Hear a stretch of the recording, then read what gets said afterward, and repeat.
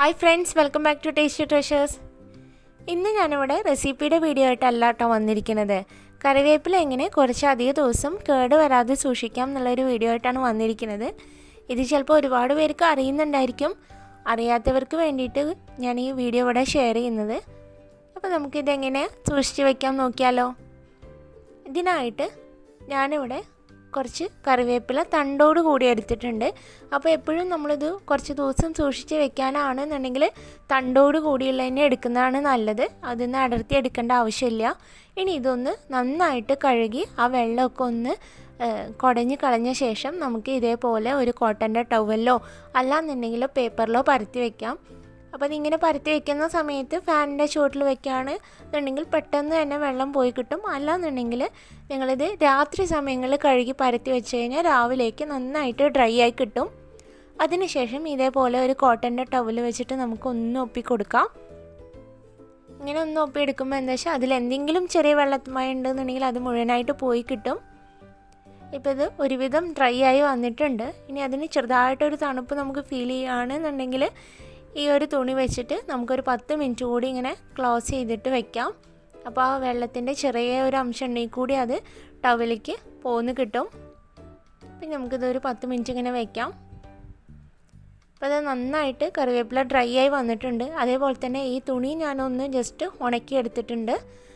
ഇനി നമുക്ക് എന്താ ചെയ്യേണ്ടതെന്ന് വെച്ചാൽ ഈ തുണി അല്ലാന്നുണ്ടെങ്കിൽ വേറെ തുണിയിൽ തന്നെ നന്നായിട്ടൊന്ന് നമുക്ക് റോൾ ചെയ്തെടുക്കണം. അപ്പോൾ എയർ ടൈറ്റായിട്ട് തന്നെ വേണം ഇതൊന്ന് പൊതിഞ്ഞെടുക്കാനായിട്ട്.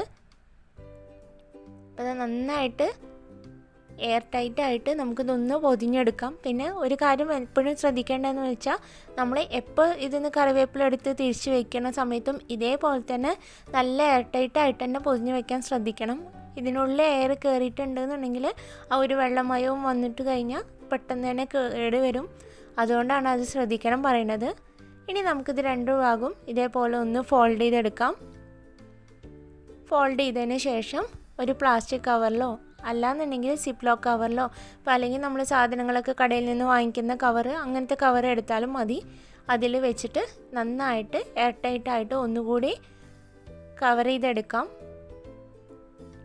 അപ്പോൾ അത് നന്നായിട്ടൊന്ന് കവർ ചെയ്തെടുത്തിട്ടുണ്ട്. ഇനി നമുക്കിത് ഒരു റബ്ബർ ബാൻഡോ എന്തെങ്കിലും ഇട്ടിട്ട് ഫ്രിഡ്ജിൽ നമുക്ക് സൂക്ഷിച്ച് വെക്കാവുന്നതേ ഉള്ളൂ.